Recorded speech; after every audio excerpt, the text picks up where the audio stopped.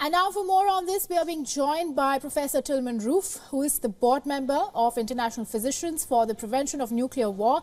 He joins us live from Melbourne. Welcome to the broadcast, Professor Roof. Thanks very much.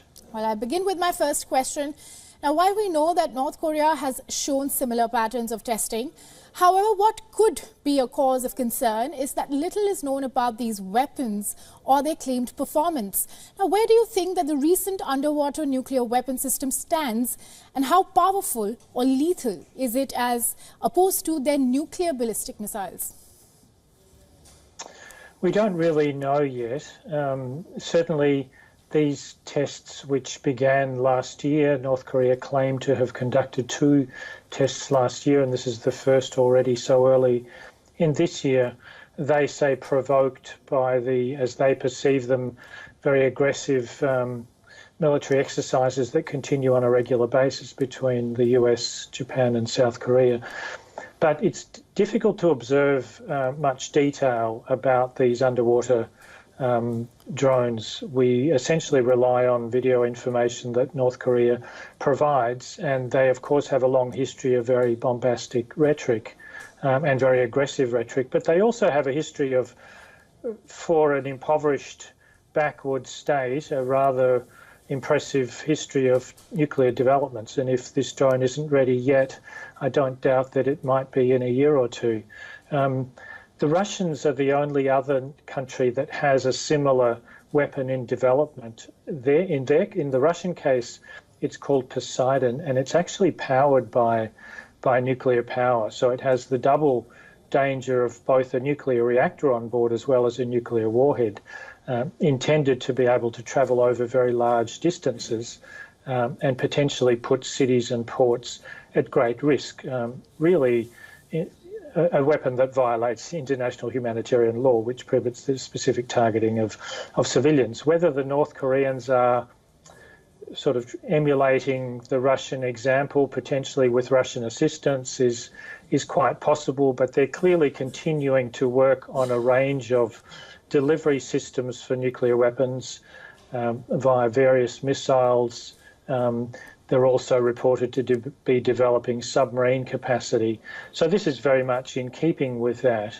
And given the level of commitment to the nuclear program as a kind of regime insurance policy for their survival, their determination is likely to be reflected in technical success at some point.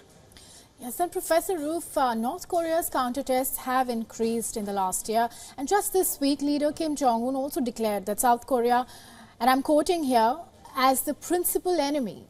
So Kim Jong-un declared South Korea as the principal enemy. So where do you think the situation is headed now? And what should the world, especially US and South Korea, expect out of this?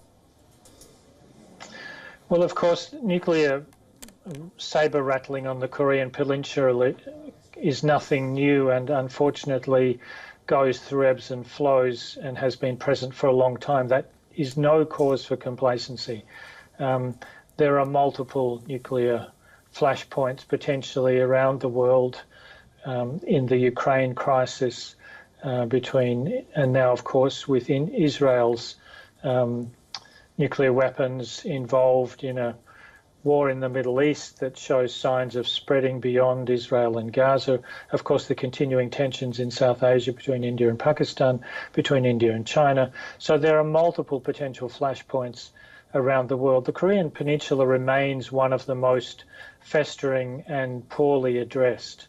And I think the most simple way to really gauge the depth of that failure to resolve those long-standing tensions is that the Korean War, which finished in the mid-1950s, is still technically suspended by armistice and not by formal peace agreement.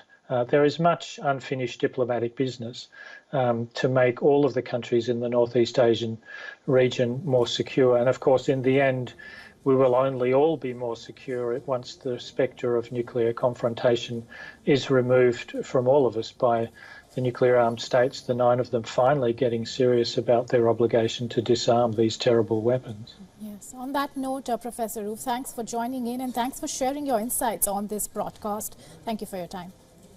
Many thanks for having me.